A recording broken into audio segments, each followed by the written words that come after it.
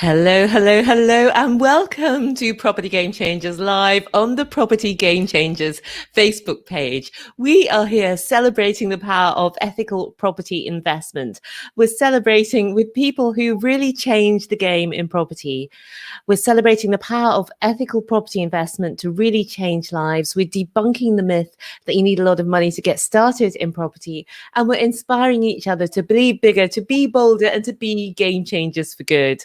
And our property game changer today is the inspirational Dolapo Oni, property developer and host of the super popular Property Mum podcast. And Dilapo has built up an 8-figure property portfolio with her husband since quitting her city job 8 years ago. $1 million per year, not bad. No, that was 10 years ago. 10 years ago.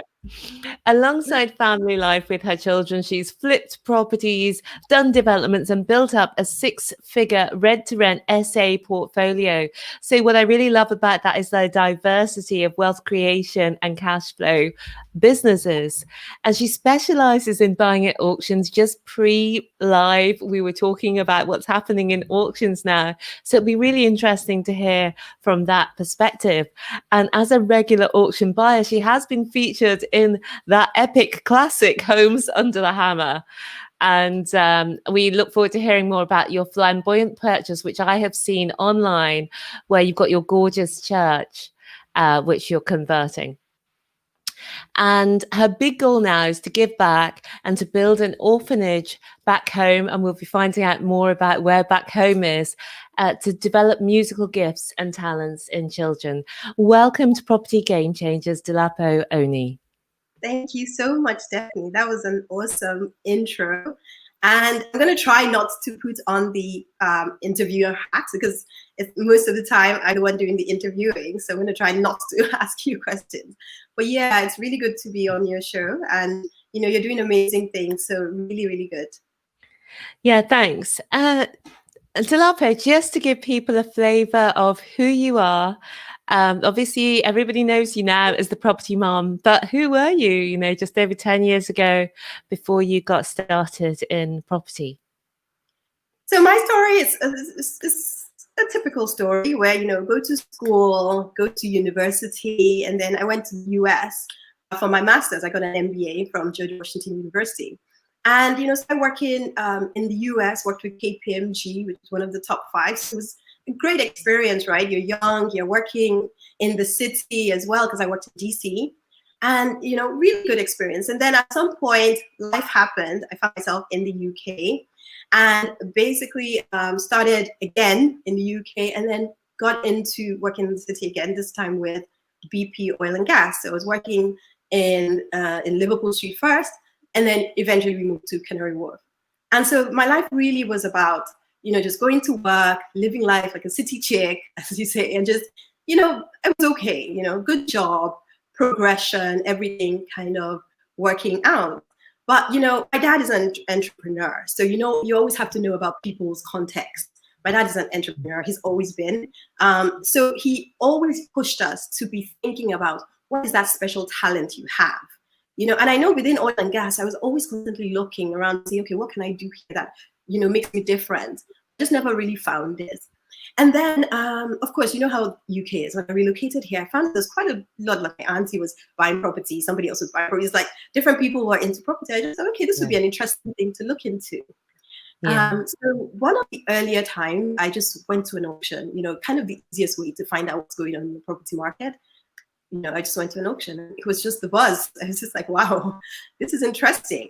But what I noted at that point, that was like about 2005, was that prices just seemed, you know, like now where a lot of people are buying, there just seemed to be so many people in the market. So just because I had that MBA and I had an understanding of how financial market work, how things work generally, macroeconomically, I thought actually doesn't seem like it's a good time. And that was a very good call because I would have been buying at the height of the market if I had purchased then. So that's pretty much, you know, coming into property. Of course, I've gone straight into how I've gone into property, but really, I was working in the city. I knew I wanted more. My job was okay, but I definitely wanted to find what my passion was and work in that space. And as it turned out, property was that. So. That's interesting, isn't it? Because it seems like you had that sense when you were going to those auctions, even, as a beginner at that stage in 2005. There's lots of people buying here, things are going crazy, and that's when the frenzy was really in full flow. Basically, everyone thought you could not lose money in property because the prices were just going up. It was a flipper's paradise. And but you just held back, and it's similar to what's happening now, isn't it, really? The prices are going Yeah, so indeed. And I'm always very skeptical about the market because it never, at the point where you're buying, it just never seems like it could ever go downwards. It always seems like it's going to have an upward trajectory. And because I've dabbled a bit in stocks and shares as well, I understand how that works. It seems like anytime you buy, the property immediately crashes, and then you sell, the property prices fly off the shelf. So it's like, just being aware of where you are and where the market is, so I've always been very, very conscious. So even now, I said that in the latest podcast that I released, where I was like, what the heck is up with property prices? Where I'm talking about how we should really just step back and make sure that the deals themselves work, because then you can ride the tough times. The only people that survived the tough times back in 2008 recession are the people that had good cash flow in properties. Right? So they were able to weather that storm and come out on top. But the fundamentals work. That is, you have good cash flow. There's a good disparity between your mortgage, what you're paying as a mortgage, and what you're receiving as rent. As long as you have that, you can, for the most part, get through the difficult times if they do come. So, we're just watching the space to see what happens. No. So you held off a little bit in 2005 when you first started going to the auctions. Tell us a little bit about how did you actually get started? Okay. So I've been going to auctions. I wouldn't necessarily say I had the money, but I was just interested, right? And actually, the reason why I could have bought then was because, remember, there was a lot of 0% mortgages. Yes. So you didn't really have to, you just had to have enough to pay your lawyers. And I remember one deal that somebody brought that just seemed so amazing until I looked at it. I know how much I was earning on a monthly basis, right? And the rental was so high. The mortgage was so high. The rental was like about 100 or 200 pounds higher than the mortgage. So I remember even then not knowing anything about property investing as I know now, knowing that, look, this is a big risk. I understand I'll own this asset. It was going to be a house in Ealing. But if anything happened, I would instantly be, I would have to come up with over £2,000 in rent, in mortgage to cover, if say for instance a tenant's left. So just understanding the fundamentals, I knew, not to do it then. So when the market crashed, it then became obvious that, okay, now this is the time. If you don't do it now, it's never going to happen. And as it turned out, and I always say, always keep yourself around people who are in property, even if they're not gurus or they're not like mentors or whatever, just be with people who are interested. Because what had happened was another friend of mine who was in the city, who's also now a property mom, I say, she we had met and we had been talking a lot about buying and getting on the ladder. So immediately prices, and the thing is, it's easy to say in retrospect that, oh, property prices were, then we were scared. We were scared buying. We knew that we were buying, but it wasn't like it looked like it was going to work out. It looked like prices were still going to be going further south, just because of all the doom and gloom in the market. At that point, Lehman's had just collapsed. Many things were going on. So us deciding to buy at that time, it sounds like a no-brainer now, but it wasn't. Yeah. But the thing was, she was transitioning from being a tenant. She wanted to get her own place. So it just was a perfect pair. I knew she had a good job. So she was going to be my first tenant and I was going to be a co-owner. So we were co-owning the property and she was going to be the tenant in that property. So it was a relatively safe bet. So that's how we purchased our first property together. But once I understood how property worked from then, it was a bar that was it. I knew this was my calling in life. Yeah. And then pretty much I started getting into it, buying, 1 or 2 properties, flipping. And that's what I really started off with. And I think on my second or third deal, I just said, why am I going to work? I didn't understand. All I think about is property. When I'm at work, I'm going to about it. So, I'm not doing them any favors, by steaming out during my lunch hours to rush to view properties and then coming back, I just like, you know what, let's just throw it in. This is working. I'm fine. Yeah, so. I can so relate to that. When I first got interested in property, I would think about property all day at work, and nothing's really changed since then. But tell us about one of your first flips, because this is a strategy I think appeals to a lot of people, because with a flip, you can borrow the money or use your own money, but you're going to get it. Well, the hope is that you get it back. So tell us about one of your first flips. So one of my first flips was in, I'm trying to think which one is the better one. So there was one that was in Southeast. So around, it's a road called Sumner Road, just off of a sort of Peckham area. And it was a nice, cute one bed. And, I think about what I know now versus what I knew then. And it was a great deal. I did well. But, one of the fundamental flaws that I did with that deal was I just bought it as a one bed, did it up and put it back on the market as a one bed. Like literally. And I still managed to make money. I don't know how, but and that's all I was trying to do, because I was just really trying to match, or just slightly, try and match close to my salary.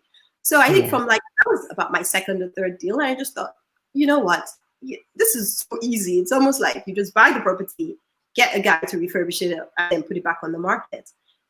But I learned two things from that deal. The first one was that a lot of times you plan something, it never goes according to plan. So I got an offer within 2 weeks of that property hitting the market, right? And it just seemed, and my understanding at the time was that within a month or so, I would have completed and then the cash would be back in my account. So I can go in. So if you look at my plan, my master plan, which has gone completely bonkers now, I had this by month 1, and then by month 3, I'll be in the next project, because I would have gone to an auction, bought another one because I already sold the month before. Like I had these really aggressive timelines.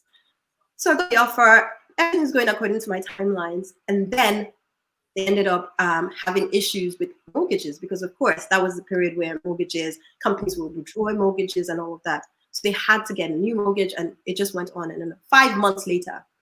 So because I got the offer within 2 weeks, I didn't bother getting a tenant. I just left it empty the entire time, because we're always going to be, it was always like, oh no, next month. And I was paying mortgages.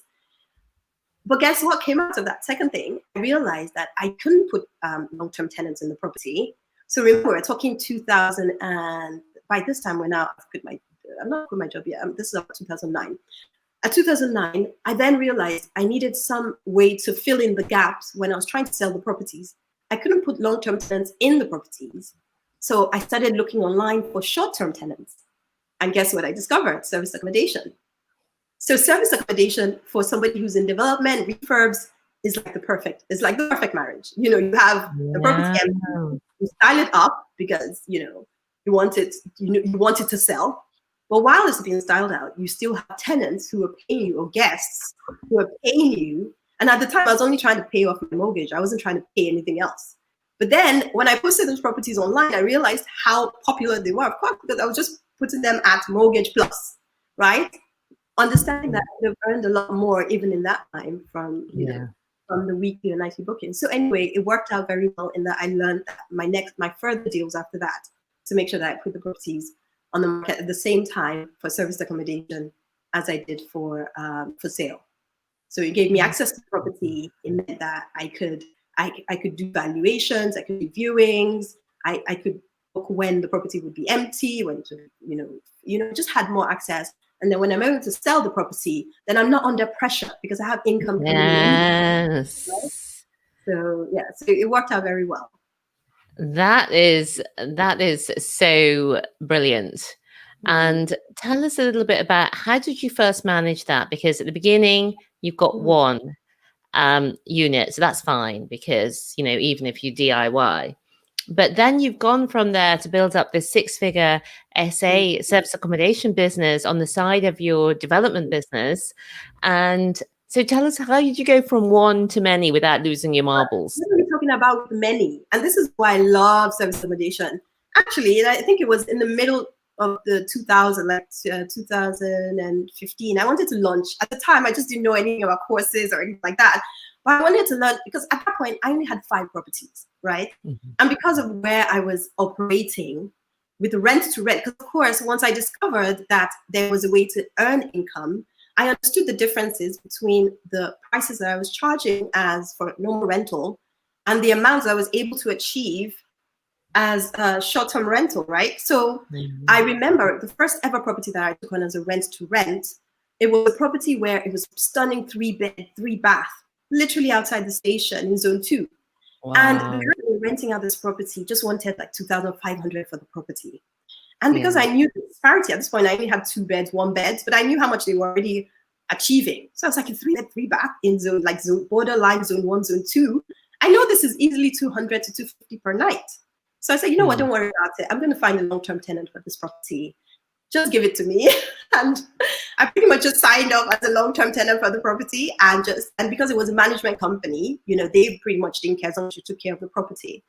And really, that was my first property as a rent-to-rent. I didn't even know what rent-to-rent was. It just made financial sense. And we're talking about 2000. I've had that property now for 8 years.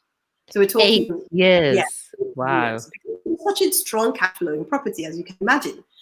So it just turned out that I just kind of stumbled on it and was like, the disparity between the rental, the long-term rental, and so this long story is to say that really the reason why you can build up a 6-figure business quickly using those strategies is because you don't need, at any point in time, I've never had more than 7 properties, but you have to pick the right properties. Because, and 7 properties is very easy no, I won't say easy. Service accommodation is never easy. But 7 properties, you're easily just over 6 figures, right? Easily. And that's not even, we're not talking gross. We're talking by the time you paid all your bills and everything, because of the type of disparities that you can get in the prices that you're paying versus how much you're earning. And that is all until the lockdown happened, of course. Lockdown has been carnage.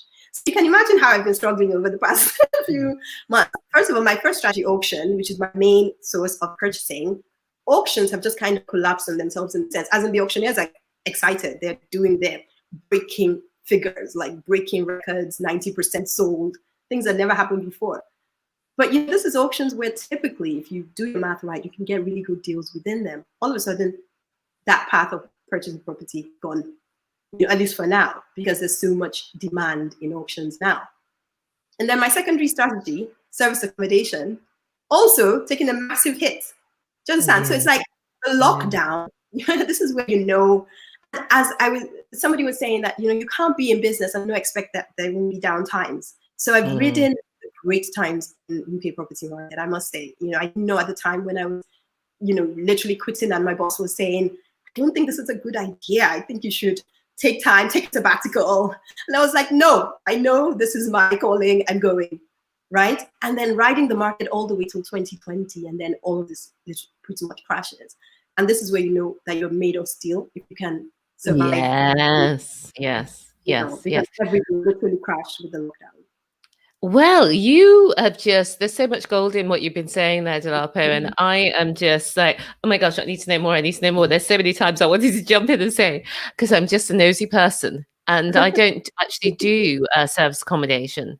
And I was so interested to hear you say, there's a few things I was interested to hear you say. I know that people are very nervous of high rents. So to take on the commitment to pay £2,500 every month, and do that. So I would love to know if you can give us a ballpark. What is the cash flow or profit or difference between the costs of running that unit and what you typically make pre-lockdown, obviously? Pre-lockdown, yes, because lockdown, that's a different story. But pre-lockdown, that's one of my best examples to give, because at 2,500, you think it's a lot, except that I didn't know at the time that the 3-bed, 3-bath in the borderline of zone 1 and zone 2, minimum you're getting in the summer is 350 per night. Do you understand? Wow. Yes. So even in the worst season, which is usually January, February, you're still getting 200 per night, And then even at 50% occupancy, I always say that January, February is when you want to be just covering your costs. You're not trying to make any money. If you do make money, sometimes you get corporate bookings, and that just ties you through that period.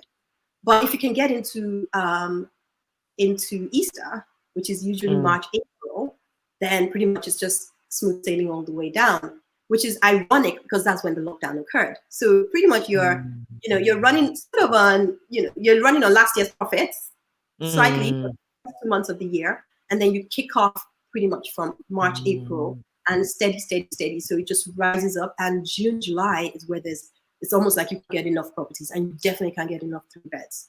So, so 3 beds in June, July, you're taking 6 weeks, 8 weeks of solid 350 per night. So do the math. Even if you're paying £1,000 in bills, which you are not, it's still very, so you only need about 3 solid 3 beds, and that is, and then of course you have the mix of 2 beds, 1 beds, just to bring cash flow in. So that was my strategy. And it wasn't one that I needed too many of. I just had those properties sort of keeping cash flow. Because I don't know if you've interviewed any developers or anyone who's in refurbs. When you're in a project, completely skint. Yes.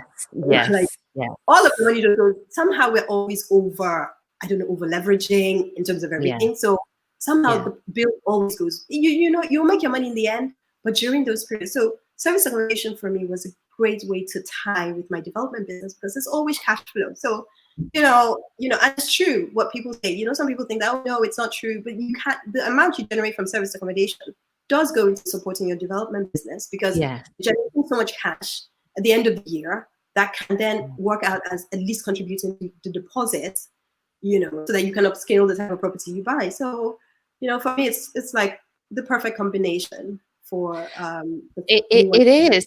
And what I love about your model is that it's a small number of quality properties, because I've spoken to people. Ben Brand I had on recently doing amazing things, gone from 0 to 45, and he's aggressive growth plans, 45 units. But to me, that's the kind of business that it's a huge operation, really, to support that. And it's in lots of different areas as well. So for many of us who have coming into property partly for a lifestyle, a legacy, for other things that we want to do and other areas that we want to grow in, that's maybe not the sort of business that we would be looking to run. Although hats off to the guys who are doing it. That is exactly the right thing for him. But I love what you're doing here. You've got 7 incredible properties. I've done the maths. I had to get my calculator here. And it's way it's a lot of cash flow. Ridiculous, yes. So go on. What I was going to say is, people always look at what are the bad things that could happen if I go into this.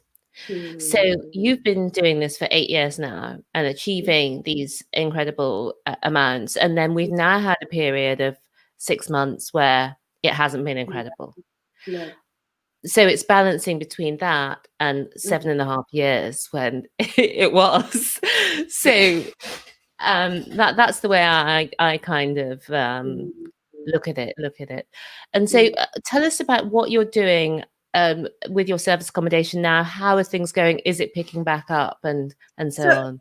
Yeah. So and this is the thing with life, right? Is because of that, what happened, it made me go back and really sit down and review. So first of all, once I heard the announcement, I think it was Donald Trump's announcement that no more flying into the US or something ridiculous like that. And I was like, oh, if that's going to happen in the UK, then that is the business gone. So instantly carnage. So good thing is, because I've had this properties for a long time, I built up a lot of goodwill with my landlords and agents. And there were not that many for one. So, and then speaking to them to then delist them.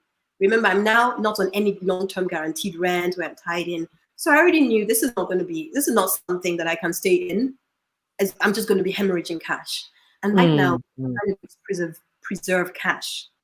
So I immediately sent a message to them and said, you know what, take my deposit, use it as your 2 months, because most of them were taking 6 weeks, 2 months deposits because of the type of business I was running. So you know what, just use that as the deposit, my notice for the next 2 months. And I'm going to minimize my losses here. So that's pretty much how I did that. But then, so I knew we're going to ride over, I didn't know the lockdown. Obviously, we didn't know the lockdown was going to be this long. And now that we're even there's another one coming, it became sensible to then re-strategize. But the thing about being a business person, and honestly, I can say that confidently now, is that your brain is switched on, in that you just spot opportunities. So, I was very excited, actually, Stephanie. First time I heard about you was, I think you made a comment about somebody called Daniel Priestley. Yes. Yeah. So Daniel Priestley is who kind of got me set up where I am now, that I even have the property mom and all of this. Because, you can have mentors from afar. He had written a book called 24 Assets. And, because I'm already in assets building, right? I'm back building property and all that. But this book was so revolutionary for me because it said, if you're not building online assets and digital assets, then in the next 5 to 10 years, they're going to be extinct. Now, I'm a business person. I'm property. Why, at that point, I was like, I need to understand what he's talking about. So I happened to go for an event, and one guy that was talking about, digital marketing and all of that, and building assets online. And that's what I started doing from the middle of last year. Right? So middle of last year, we have no idea this is coming, right? January, all I'm doing is I'm writing courses, writing, commenting, putting a lot of content together. And even at some point, my dad is around and he's like, it's funny, you've almost abandoned your service accommodation business completely. You're focusing completely on just, writing content, I was trying to build up different platforms online. And then this happened. So of course I'm like, you know what, goodbye. And then just focus. All I've been doing over the past 6 months has been just building up on the assets. The Property Mom podcast, all of those things, that all happened before the lockdown. I was already before the lockdown happened. So once the lockdown happened, so I come from a very Christian background, right? And we don't necessarily believe that, like different people have different philosophies about how wealth is created. I strongly believe that nobody's going to just come and give you, like funds and just hand you money. But ideas is where it comes from. You get these ideas that you run with and you execute. Don't just have them. I have lots of great ideas, but you execute them. And that's where the reward really is. So that's kind of how, I survived through. It's like all of these things were being put in place so that by the time we came into the lockdown, I was like, yeah, okay, all this stuff is going on. But then I had this renewed energy because I had been building all this and I understood why I had been building all this up till now. And so that's pretty much what has been happening. Now to bring you back, so because I've been building all of this, the mentorship, talking to different people, one of the students that I had brought me to this amazing property in Greenwich. And so we've just gotten back into getting another service accommodation unit in Greenwich. Now, Greenwich is okay because it's not in the city. It's kind of outskirtsy, there's greens, there's all of this, so it will work in terms of service accommodation. And literally picked up the keys, we already have people lined up. So, I think business is amazing. I love being in business, I have to say, because it just brings out all the creativity within you. It's, you just really can, you just have to spot the opportunities. But I always say that you'll never know this about yourself until you actually launch out. So when I started, 10 years ago, I didn't know this was the journey I was going to have, right? I just thought I was going to buy property, refurbish it, and sell it. And so that's why I love property, is because guess what? From that, I discovered service accommodation. I discovered now, and within the property space, I'm in mentorship. I have courses. I'm running a challenge coming up soon with somebody else I met. There's so many avenues and opportunities, and that it gives you. And one of the blogs I wrote recently, I wrote why moms should consider investing in property. I don't care if you're busy, you're part-time, you're working, just have something on the side you're building, because even if it's just that you'll have assets at the end that you can hand over to your family, you've done well. But if you then discover this dream life, right, where you're completely, pouring out yourself into what it is that you enjoy doing. I love interior decor. And that's why I like service accommodation, because you have to decor out the places. So you just find everything that you want to. You just find yourself in it. And that's when you're in the business that you are supposed to be in. So definitely, everyone that knows me knows that property is my passion. So. And gosh, again, you've said so many things there that sparked off so many things. But let's some of the big ones. Let me call out to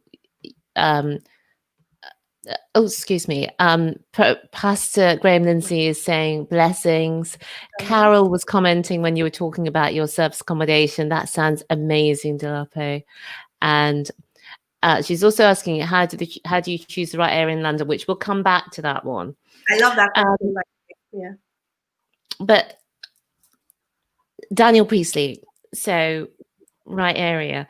So that was very similar to me. I read a different book, but the message is the same, that every single business needs to have digital assets. I now take it further and say every single person needs to have digital assets. Every single person with any spark of an idea that needs to be shared needs to have digital assets.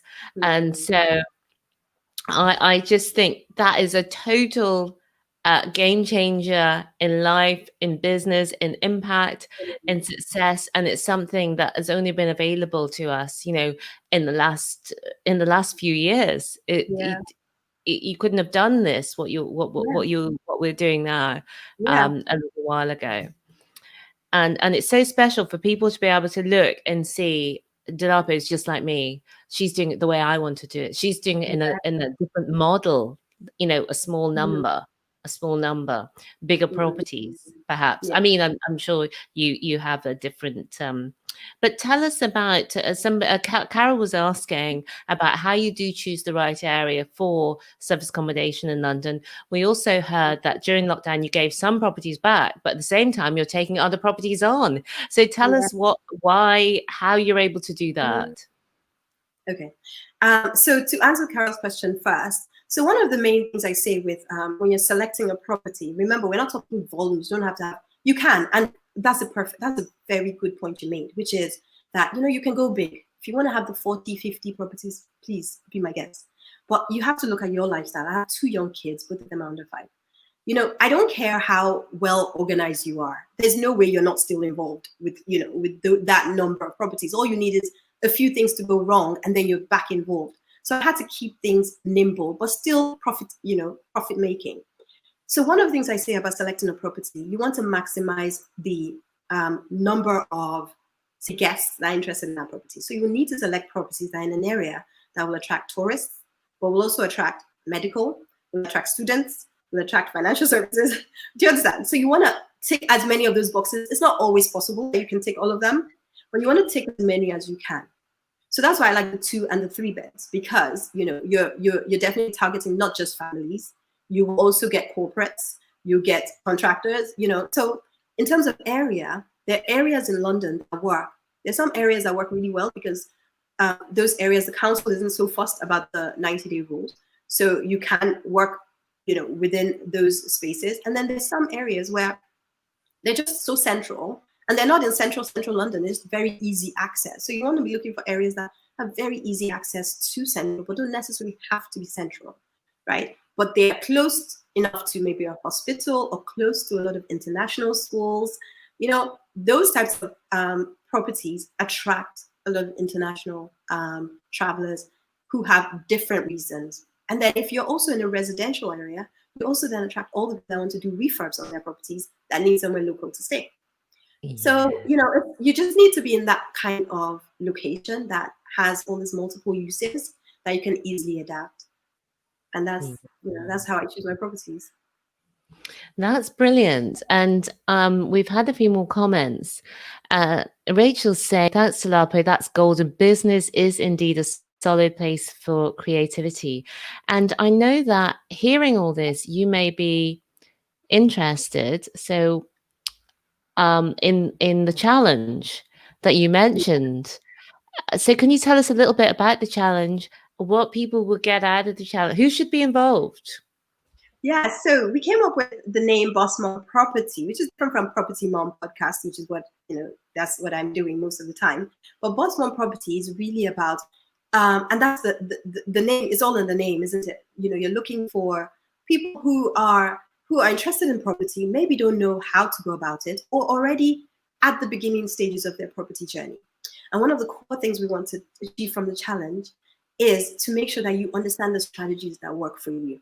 Because like we said earlier, that not all strategies work for everyone. You have to really look at your lifestyle and then work out what strategy you pair together because you usually have about 2 strategies or 2 niches that you'll be working with that tap into your strengths.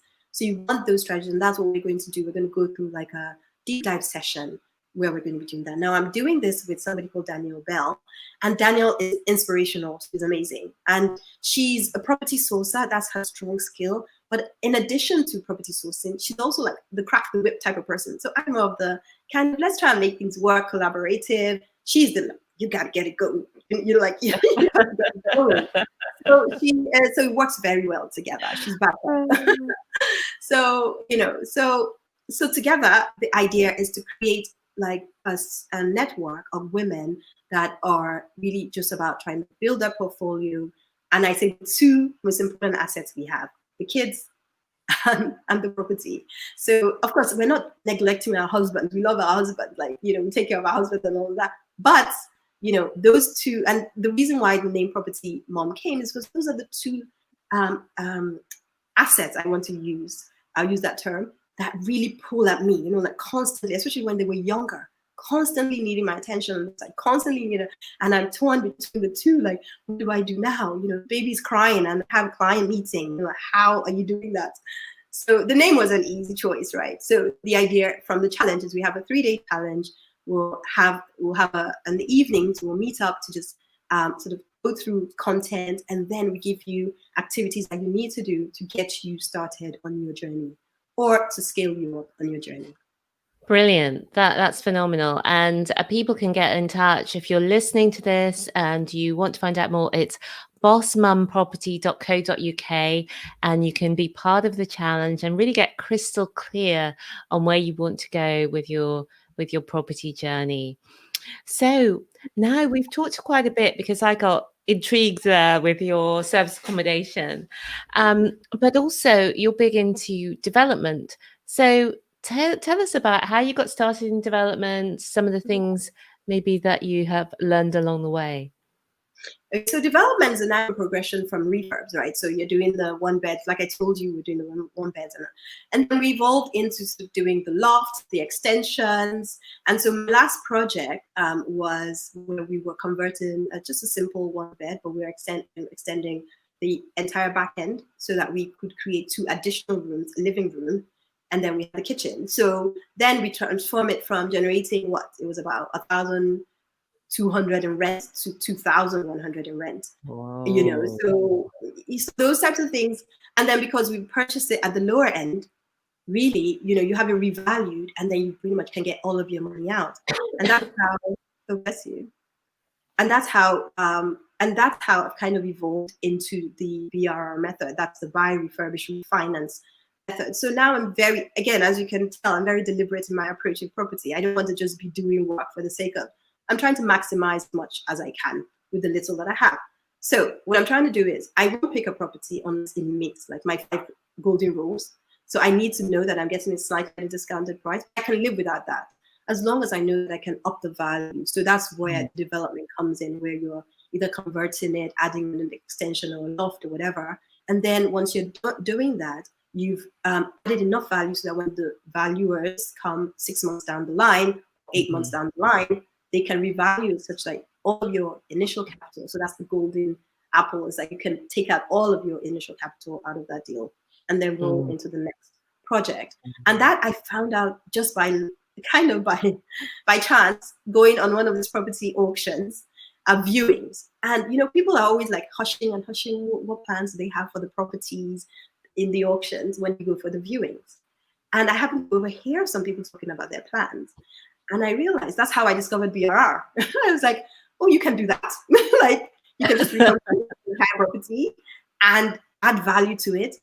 And then you don't have to sell the property. Because remember, I got into flipping. I thought flipping was how to build my wealth. But I very quickly realized that flipping is a difficult way to build wealth with flipping, because you're constantly in the project or out of the project or in the project. Or you can have multiple, I guess, with other people's funds. But you really want to build portfolio and to build assets. You want to be refinancing and moving on. And you can do it at a sort of in a simple way where you're not over leveraging yourself, right? You have a balanced portfolio. So that's pretty much what has happened in my development career, is that it's gone from strength to strength and just kind of building. And I guess now I'm looking for the commercial. That is my next big thing, is the commercial lot. Now, talking about the church. So the church, I've done a few things in auctions that are just completely, where I've seen a property and I thought, I need to have that property. I will just bid for it, you know. Now, the church was one of those. I bought it. It just happened to sell for a really low price. I couldn't believe it. And I just bought it. Now, one of the things I talk about with flipping is how you have something called seller's remorse. I've always struggled from that. So BRR actually saved me from having to deal with selling all the time, because every time I sell, I always feel like I've just lost the cash flow machine, right? I know I've made money, but my whole thing is about cash flow, ongoing cash flow. So I knew I needed to get out of flipping very quickly. So when I got the church, the idea was the 9, 10 flats and whatever, until I got there and discovered that the area wasn't going to work for that model. So I held on to the church up until this year. And then as it turns out, the council in the area is doing this complete revamp of the entire area. And they called me up and they were like, we want to buy the property. And I said, I love this property. I can't sell it. And they're like, you have to sell it. We need the property. So in the end, we went to a through, and then came up with the price that worked. But every second of that period, I was like, oh, my church. It was just nice to have. And I had these lofty plans. But by the time we did the valuations, we went and sent the surveyor, the cost of the refurb, the cost of everything, it just made no real financial sense. And I was talking to my husband recently about that. And I said, you know, it's funny because there would have been a stage in my property journey. You know, I talk about the 5 different stages of property journey, where you have the acquisition stage where you're just doing flips and you're trying to acquire cash. And then you get into portfolio building, you're trying to build your portfolio. I'm very much in that portfolio building stage. I don't have money to tie into a vanity project. At some point in the future, I'll have that kind of money where I can, you know what, just think like 500,000 developing my dream church. Yeah, no, that's not happening. So I had to do the reasonable thing, and so I'm still suffering from the seller's remorse, but I know. But and you're very much into interiors, which I can see just in the setting that's behind you. Are you at home at the moment? I am. Yeah, it's just a lovely setting you've got there. So tell us a little bit about your interior design. Did you always start off with that? Have you learned it as you've gone along, or? Yeah, so design is just, you know, in property, there's so many different aspects, right? So in fact, it's why I came up with the whole 14 ways you can make money in property. It's because there's so many different routes, but you have to just figure out what works for you. I've struggled in that because I've done each of them at varying levels of success. I cannot always feel like, oh, I wish I could do that. Oh, I wish I could, you know, like chasing the golden penny. But interior for me, I love, but it's usually just part of my project. So, and because of service accommodation, you're forced to learn about interior decor. But guess what? There's no need for courses anymore. Just check out House. So House, when I have a project, I either go on Pinterest or House, and I just look for properties that I like, that have the exact. And you know, the great thing about the UK properties that is there's not that much variety, at least in the space that I'm living in. So, you know, a bedroom has just so many ways you can style it out, and the living room as well. So I'll just go on House, I'll check out all those different rooms, and then, you know, everything's online now anyway. So you can style out, and then I'll create the mood board once it looks nice, and that's it. It's not really rocket science, to be honest, but, you know, no offense to interior designers. Yeah, well, I really found them good. But House, how are you spelling that? That's HOUZZ.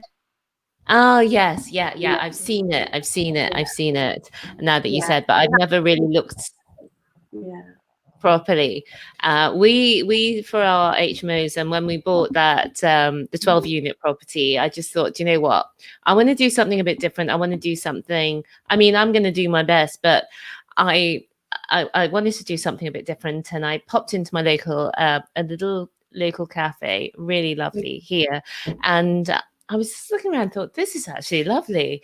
And I said to John, who owns it, and he said his wife did it, and she actually came and did the interiors for our units, which was amazing. And that was the first time that we'd sort of worked with an interior designer. And you know, we had quite a tight budget for those interiors, and it was incredible to see the difference it made working with her. Yeah. And no, so I went to because I do love interiors. So I went to France. There's an annual event they have called Maison. And so at this event, you see all sorts of different shows, different stalls.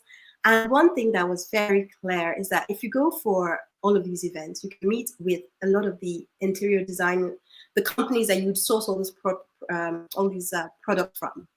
And their discounts are not bad at all. So you don't have to charge your clients, to be honest, just off of the discounts between you being a trade professional providing those services. You know, you can earn a nice tidy profit. Some of these profits were, you know, some of the margins were 30%, 40% of the value of the product. So imagine she could easily do the same. And I tell this to people who want to kind of skimp out on getting an interior designer, that actually sometimes getting a designer, you can match the price that you would have paid just buying it from, say, Dwell or Made or whatever. They'll get you almost, maybe it'll be slightly more expensive, but they'll get you really unique stuff. So so I've worked with designers before, but because I really enjoy that space as well. Yeah, you like it, so you do it. But I suppose it's one of those time or money things again, isn't it, really? Exactly. It is. And we've got Gloria saying that she's loving your story. It's very inspiring hearing your business journey. So let's move on now to the family, because as well as doing all these developments and building up this 8-figure portfolio now, and still carry on with your SA business, you're also busy with your husband and children. So tell us a little bit about Property Mom side. Yes, Property Mom side. So Property Mom all came out from that, isn't because I'm constantly juggling between the kids and the lockdown. That was a tough time because imagine my business world is collapsing, but then normally I'd have kids up to nursery, and now I had to and at some point, you know, mom guilt really, really plagued me throughout the lockdown because I had all these things I wanted to do, I had to do, but then I had the kids because my husband was working throughout that time at home. So, and he has a normal corporate job, right? So it's not like he can just step out when he has a meeting and say, oh, the kids are crying. It always falls on me. So it doesn't matter whether I was trying to fight off a landlord or fight off a client who I'm refunding for they're not being able to come into the country. I still had to take care of the kids. So it was definitely challenging. My kids had a very strange way of coping during that period. I remember my son started packing up the house, like literally just started taking boxes and unpacking stuff like he was moving somewhere. So we started off small, like we were just traveling. And I was like, oh, that's a pet thing. And then one day I came and he had the entire room. At this point, there's only 4. The entire room, he's packed everything in the cupboards, everything. And they're all in a suitcase, different bags. I was like, where are you going? Like, what is this? This is all you've done. So yeah, so it was times, but we got through it. And so now he's excited to go to school, which he wasn't always, but now he's so excited to go to school because he knows that there's another life that could be happening where he'd be stuck with his mom and dad all day long and his kid sister. So yeah. He enjoyed it so much he wanted to move out now. I just think that's so cute. I can just see him. He must have been quite proud of himself. Look, Mom. Really to walk in there, everything is packed. So the room did look tidy, I must say, because everything was like, useful skills. Yes.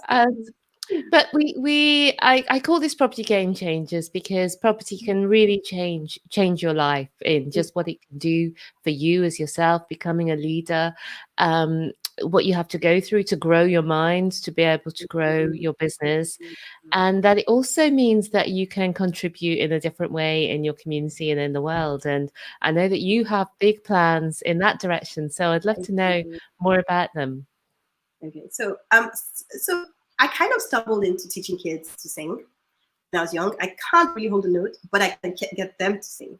So I always knew I loved that. And then one day, a choir came, and they were young. They were like maybe 10, 8, and they were singing, and they were like, I started crying. Like I just had a very moving experience, and I knew whilst I love teaching kids to sing, I need and the thing about the choir was that they were made up mainly, it's called the African Children's Choir, made up of children who had very, very deprived upbringing. So maybe their mom had passed away, or their parents had passed away in some kind of genocidal war, something had happened to them that just, and then they were taken basically into sort of like boarding facilities, but they didn't just teach them schoolwork.